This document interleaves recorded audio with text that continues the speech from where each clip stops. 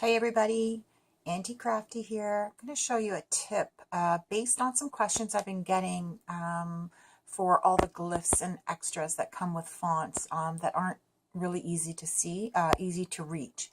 So I download a lot of fonts. I'm in love with fonts, but I particularly love fonts with extra doodles in them, and my library has quite a few of them in there. But when I'm designing something, and I can't remember. I have an old brain. I can't remember all the time what a doodle came with what font and how to find it. And I hate sitting there typing through the alphabet to try to find it when I'm in Inkscape. So I'm going to show you, for instance. So here's Inkscape open. And I've just typed some lettering out, but I want to add a little extra to it. And I wouldn't even know in my list what font to go to and what I really want to add to it. And I just have so many fonts, it becomes a headache. And this old brain doesn't like dealing with headaches and having to find things, and I'll give up. So what I did to help me, and this may not help you, but it might. So to those who it will help, cool. Here you go. This is what I did. When I download a font with doodles in it or extra glyphs that aren't easy to find in BabbleMap, or they're out of order in BabbleMap, because some fonts are really nicely laid out in BabbleMap to find the extra glyphs. Like Samantha, it's a great font to scroll through because all the A's together, all the B's together, and so on and so forth. But other fonts, they'll put A's at the top, and then the private use area, they'll put some other A's, but then you got to scroll down, you know, hundreds and hundreds of lines just to try to get another A. So it's just not organized the way we all like it to be.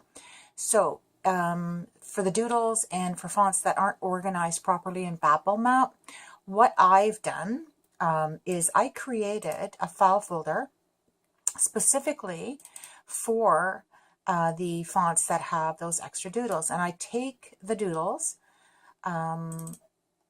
and I create a file for each font and the doodles. So I'll show you what I mean, because it's kind of hard to explain, but once you see it, you'll understand it. Okay, let me go back here.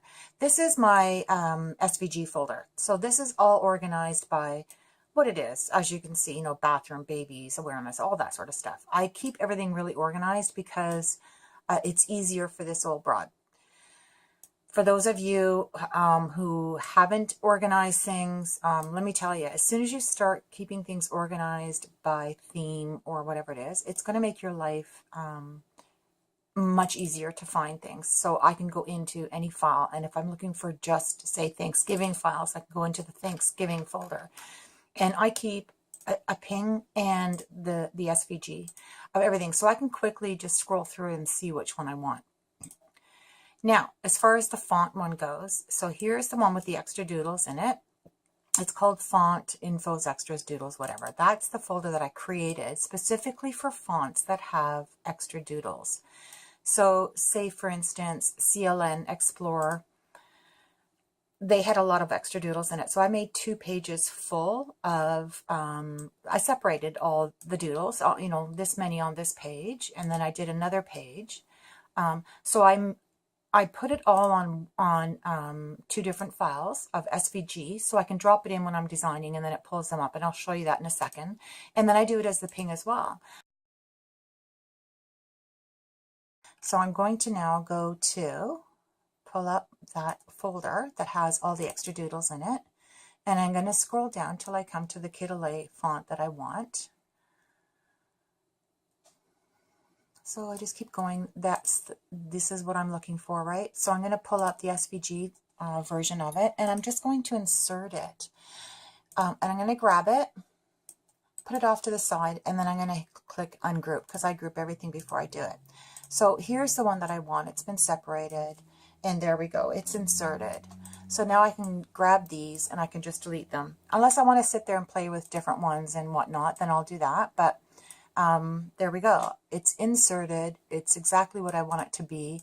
And then I can just save this as, you know, whatnot, Aunty Crafty's, whatever. And then I'm ready to go. And I also save a ping version of it too, just because I use it for overlays, but that's for another day. But there you go. It makes it a lot easier when you've downloaded font by font, if you do it when you download font by font.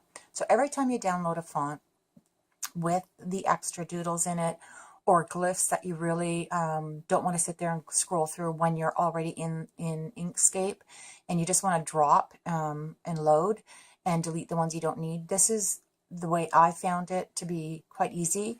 And again, it's just a matter of, importing, going to that folder and going to find whatever I'm looking for. And I can scroll through quickly here and go, oh, where is that one I'm looking for? Oh, I want this. Well, this file in particular I created was all of the rays that come with font, all the different rays that I like to use.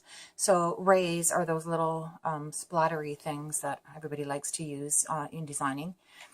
So I made just a file just of that. I just went through all of these ones and put it all into one so that I can drop that in, and it becomes easy to use. So let's pretend I'm doing that. I can just drop that in. So there we go. I can ungroup them and then, put it where I want it. There we go. All done. Easy peasy. Nothing, nothing to this. If this helps, then hey, I've helped someone today. If it doesn't help and you have a better way to organize or to do things, let me know. Send me an email or a message on Messenger, and I can show your version of how you organize things and keep it easier for you to do things. Or if you have a question, just send it to me and I'll definitely answer it to the best that I can, and to the quickest I can.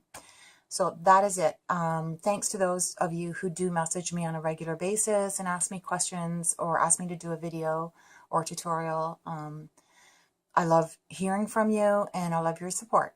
So have a great day, everybody, and I'll talk to you soon. Bye.